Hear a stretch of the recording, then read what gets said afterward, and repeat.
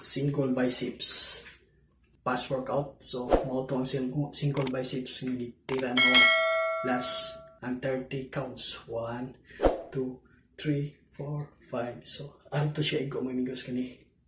So next step na to karon yung tumbahaton karon is ang double biceps. So tumbahaton yung double biceps kani double. So dungan na din siya mga amigos. So atong i-count gyapon is 30 counts.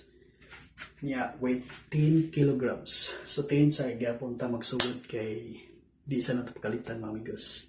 Napagway ubang mga plates there sa dumbbells nga ako lang gisit aside kay sunod na akong workout. So it works out mga amigos. So ang double biceps if maano siya hilungan 2 3. So 30 counts lagi pa na siya mga amigos. So start na ta. Hello, Latagaw! Yo, what's up mga amigos? Mag-uban na pud karon sa pila ka minuto. Ug bago ang tanan, paki-subscribe ug i-click ang bell para ma-update mo sa akong kalatagaw. Tingawon ta mo. Let's go! Hala tanawa, paminaw lang sa diri makita ang talag saon sa Latagaw.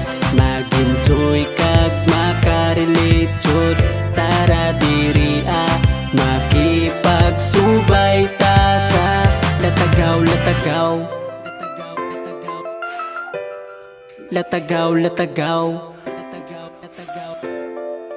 Latagaw, Latagaw.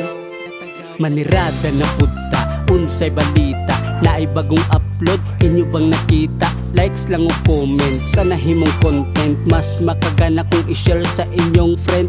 Di ka mahayan, tanan kaya sabayan, bisagun sa paman, seryoso katawanan mga onbata.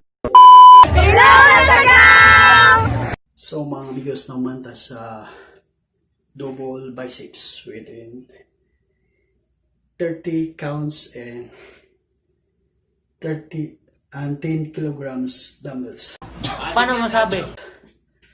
So thank you for watching mga amigos, and I hope ma-inspire mo sa akong gibuhat sa mag-workout sa mo diha sa inyo para padayon na tong ka-healthy niya, wala ang toxins niya, makababoost po ni siya sa energy level o immune system o makapatinaw ko na sa atong hunahuna.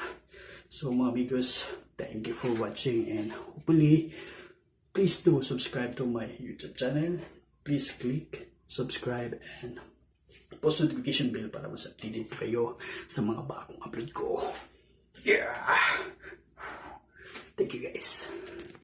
What's up mga amigos? So thank you for watching, and please subscribe to my YouTube channel there, and watch nyo na din po yung dalawang video nito sa ibaba.